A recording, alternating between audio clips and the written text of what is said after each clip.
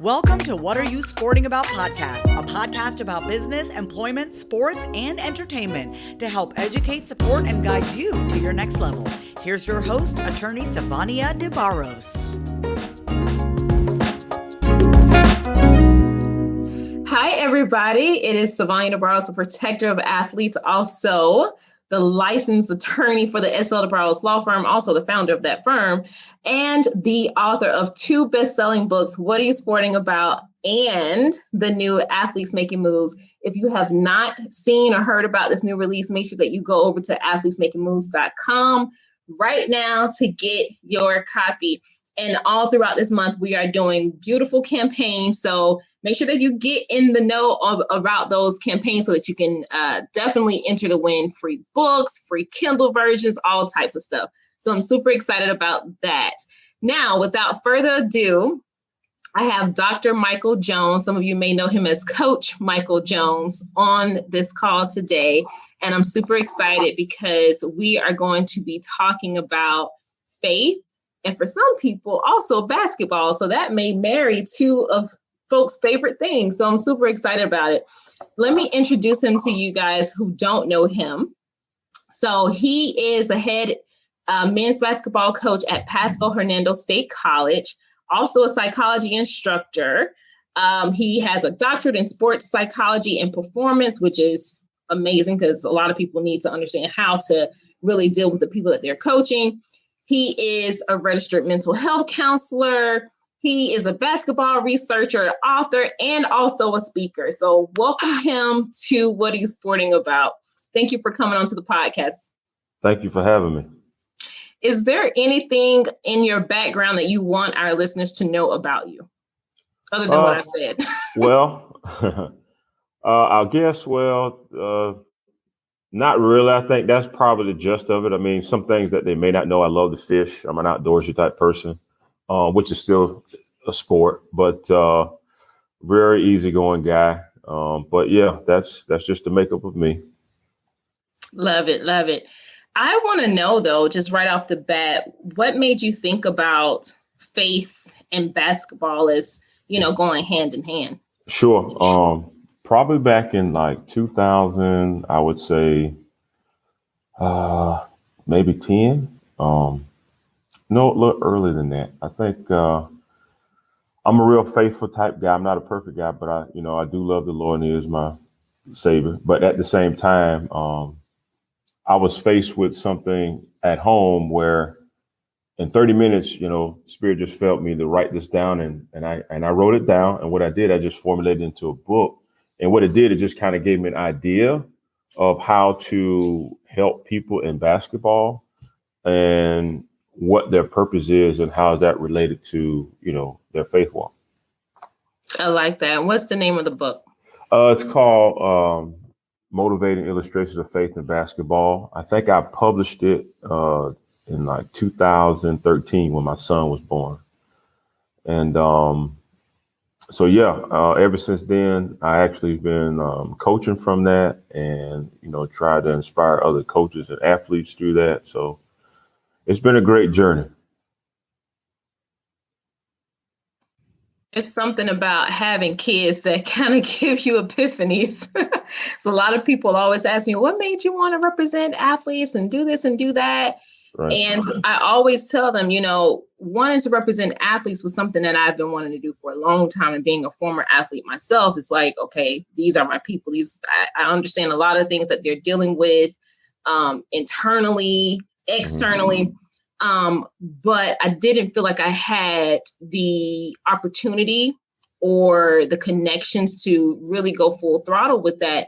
But like you said, writing a book, publishing it around your child being born, when I had my son, that year for me was like a wake-up call, because now you're in uncharted territory. That you're going to have to shape another human. And it's just something about like just being fully awakened around your gifts or you understand what I'm saying? Like any challenges that you may be facing, because it's like, what am I going to tell this child about following their own dreams or even believing that you can do anything in spite of, right? Exactly. That's awesome, man. So tell me kind of like what motivated you even in that time to publish this book. You said that you were going through some things. Oh, yeah. Yeah. Absolutely. One of the things, I'm from a small town called Brooksville. It's a rural town. So, growing up in the 80s, you worked and then you played sports. So, and when you did it well, because that's all you did. So at the same time, as I grew, as the more I played sports, the better I got at it. So, I went through life, kind of, I won't say coasting with sport, but sports came easy because that's always something that I did. So I never been cut before. I never had to be removed from a team because I was so successful at it. So I got to a point where when I got through junior college, I played junior college where I'm at the school that I'm coaching at now. I played here and we were very successful, very talented. But I wanted to play big time Division I basketball at a high major school. And so I went to a try. A matter of fact, the same school I tried out maybe 2 times and got cut twice. Never been cut in my life. So I didn't understand the business side of basketball until I became a coach.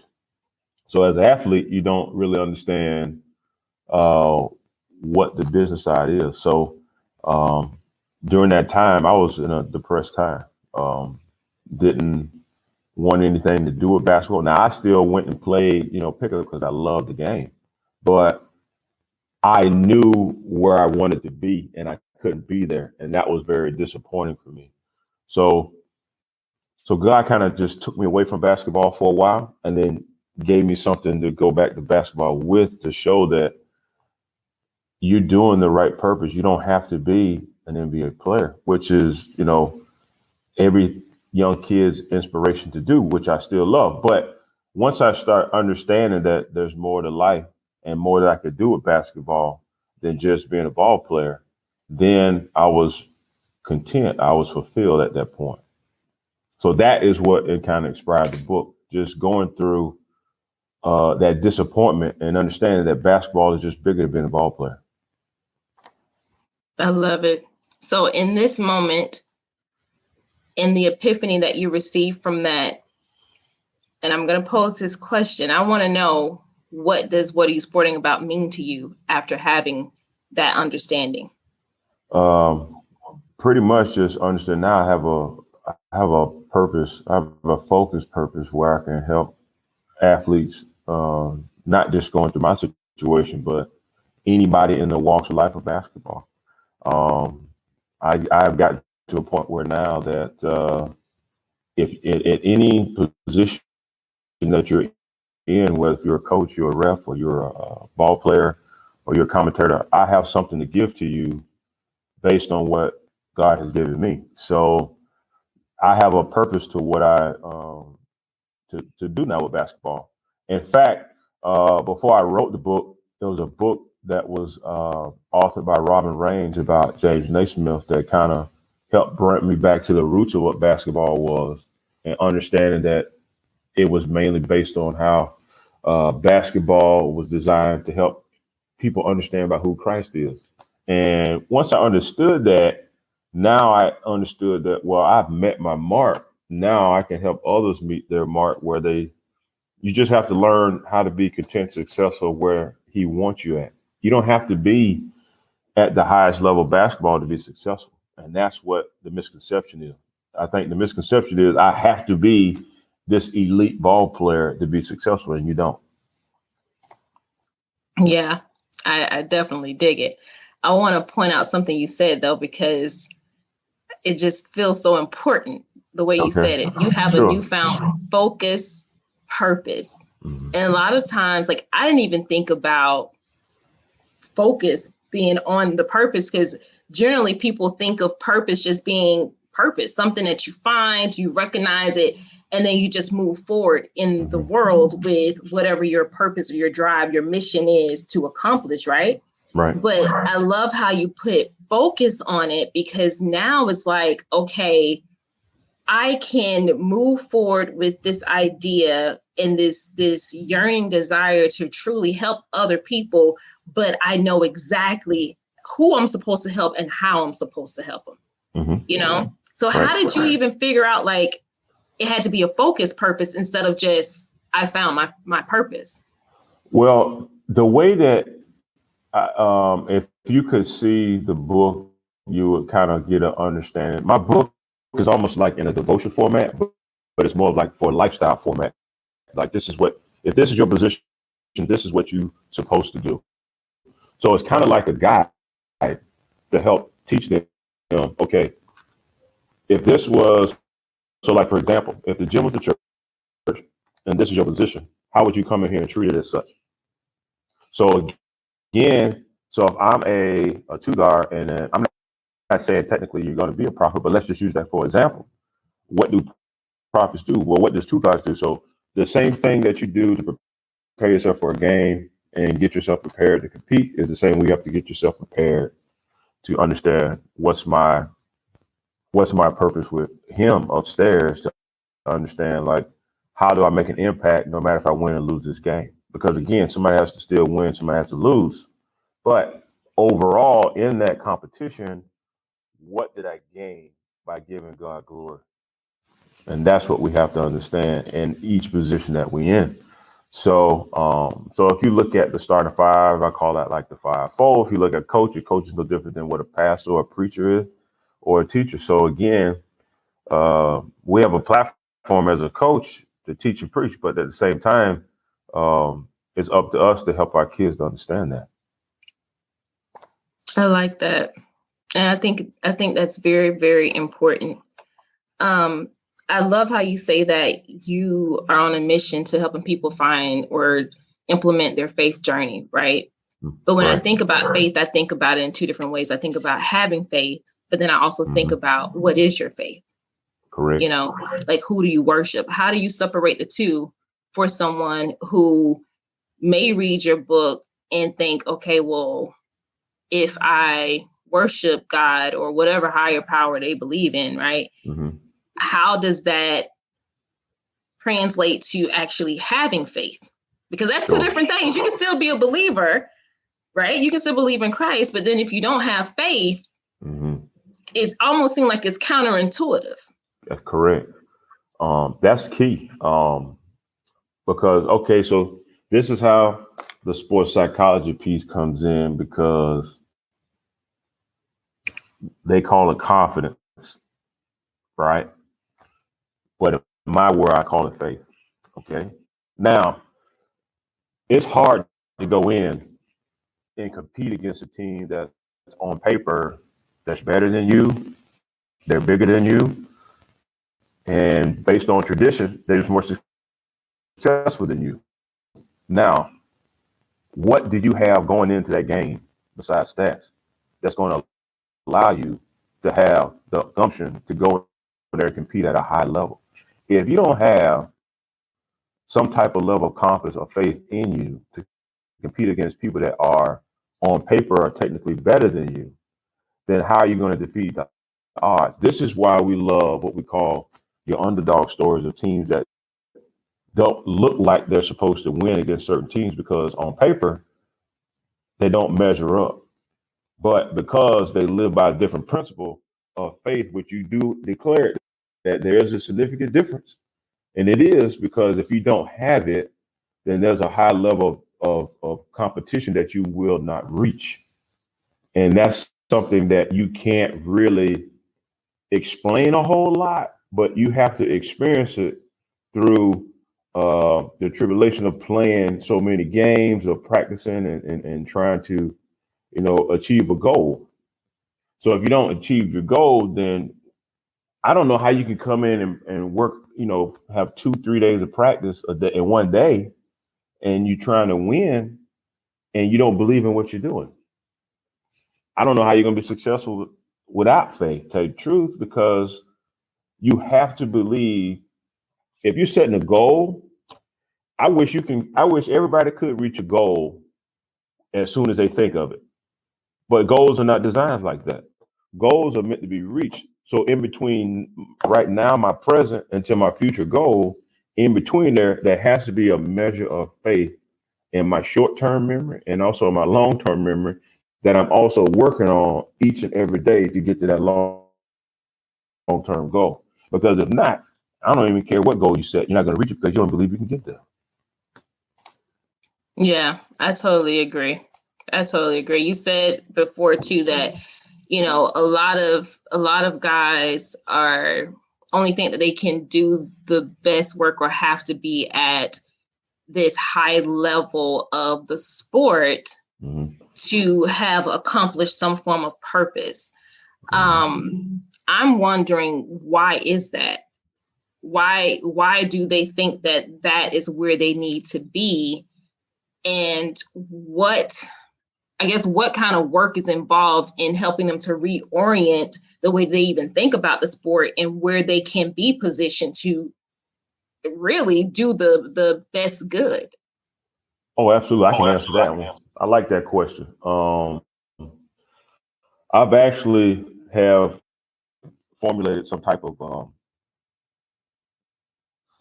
I don't have the actual documentation, but I know for a fact I can predict that.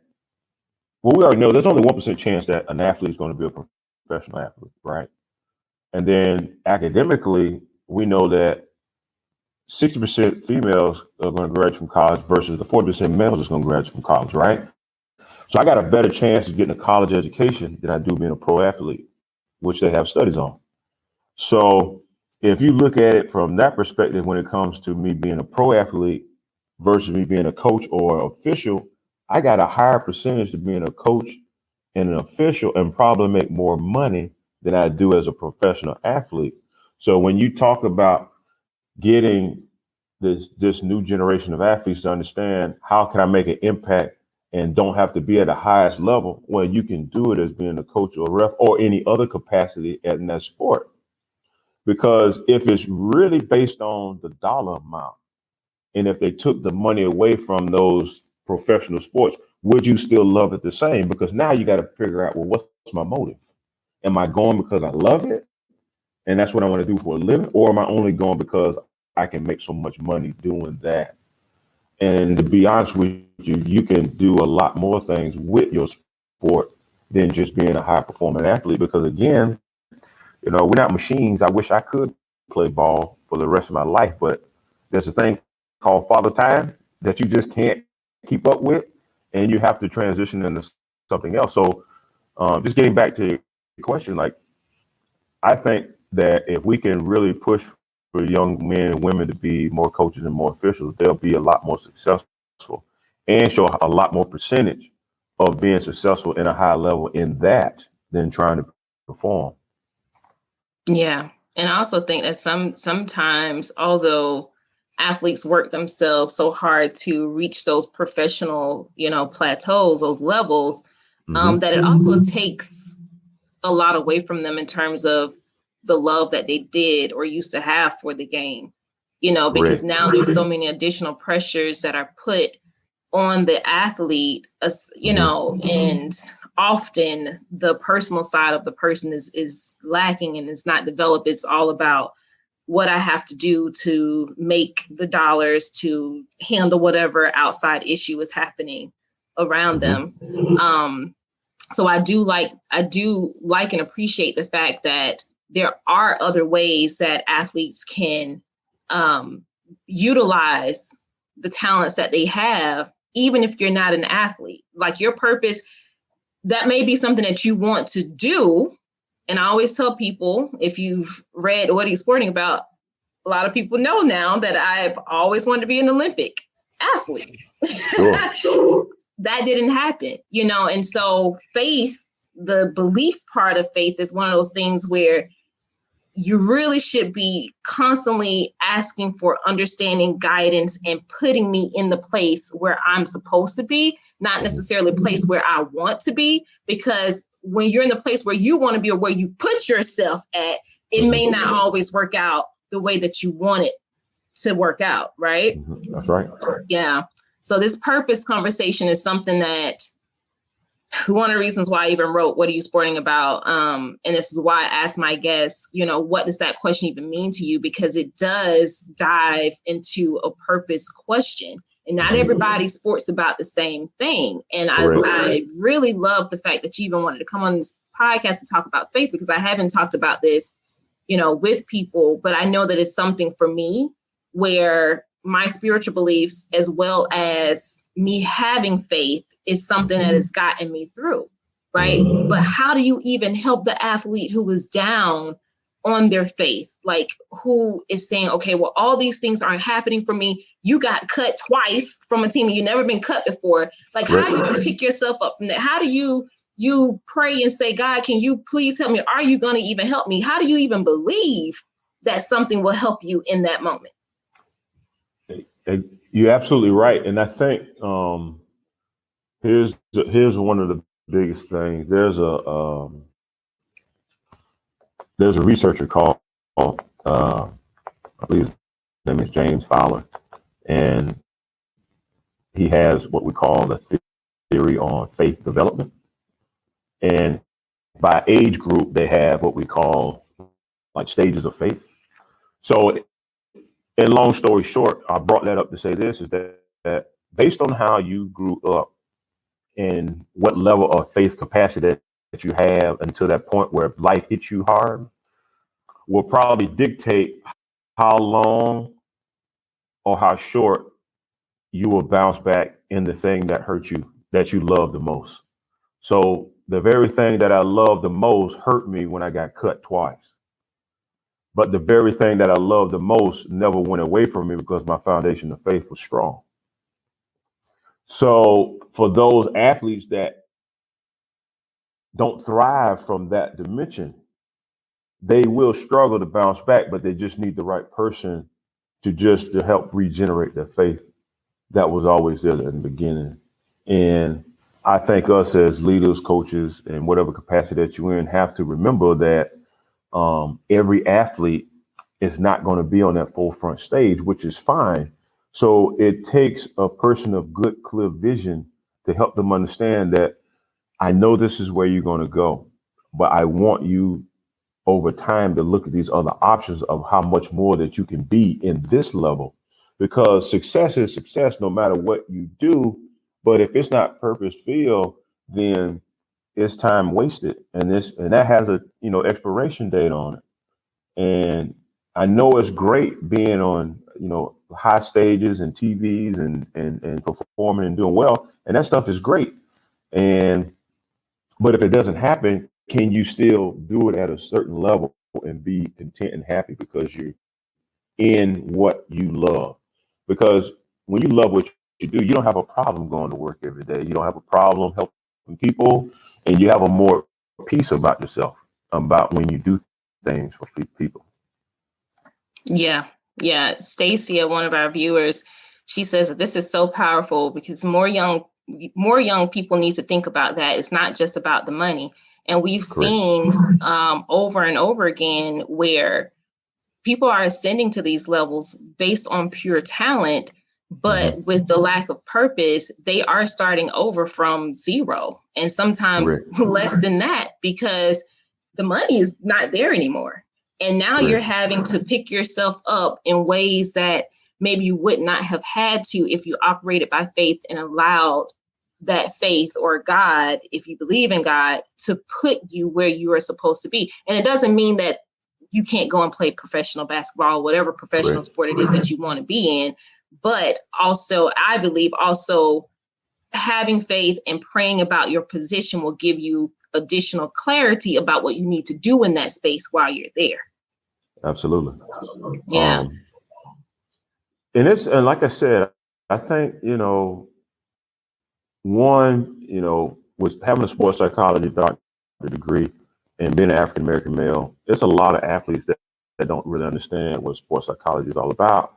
And the faith piece to it is my unique thing with it, because there's a lot of faith components that they don't like to address because it's not technically researchable of evidence that they have in the past, but confidence is no different than faith. So, helping young athletes understand, you have to have some type of hope in yourself of competition, no matter if you win or lose. Can you still, bounce back? If you get injured, do you have enough faith in your capacity of faith to bounce back? If you get cut, do you still have enough faith in your capacity to move forward? And that's one of the things I'm trying to, teach. I get to go to October 1st. I get to go to what we call a Florida Coaches Athletic Association conference. So I get to speak to coaches across the state of Florida in 2 weeks. And these are some of the conversations that I'm going to have with them, and to help address, issues that we see now with basketball. You see a lot more mental health issues. You see a lot more athletes that need to take mental breaks because they've been too stressed out with, training.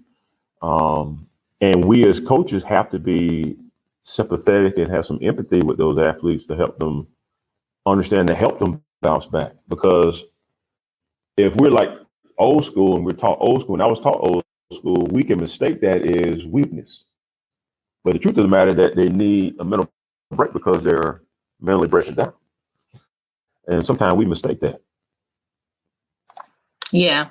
And then there's also that mental health component of pride, where Right. some athletes don't want to ask for help because they feel they would be shunned and ridiculed, ostracized, all types of things. And really, that it shouldn't be that way, because now you will be dealing with way more issues by carrying all of that by yourself. I want to show what Stacia said. She said that we need more coaches and more officials of color too. They can make a great impact. And I think that comment really touched on what you were saying about being a coach of color and a person of faith. And I know, that especially in the Black community, faith is something that we've held on to for centuries and generations. So it's literally a part of our walk of life, although it's something that may not be researchable, like you said. But this also, I believe, is a way that we can reach more athletes and help them to build better confidence or faith in the area of sport, and so that they can figure out exactly what they need to do for themselves to find their purpose and to operate in the space that they're really supposed to be in. Mm-hmm. Yeah. And I put the link in the comments. I will also make sure that I put the link for your book on the posting for this podcast, guys. Make sure that you go to Amazon.com and get Dr. Jones's book called Motivating and Illustrating Faith in Basketball. This is going to be amazing if you are somebody who is trying to figure out the pieces and put them together and figure out where you need to be and why things aren't happening the way that you want it to happen. This will be a good guide for you to really take a new leash on to life. Dr. Jones, are you on any social media? And if so, where can people connect with you at? Yes. I have Facebook, I have Twitter, and I also have LinkedIn and Instagram. I believe for my Twitter is THCF_basketball for Twitter, and I think it's the same for Facebook and LinkedIn. Hey, guys. Go ahead. And yeah, so if you want to go there, I always post information on things that I'm doing, things that I'm working on. Sometimes I'll put like basketball poetry on there if anybody goes back and look at it. Again, that's just, another unique thing that, what more can I do with basketball than just competing?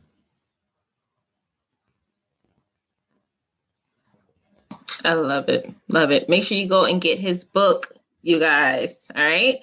So we are going to wrap up. I'm so happy that you all joined us today for this dynamic conversation on faith and basketball. But look, even if you're not a basketball player, this is a conversation that can help anybody wherever you may be.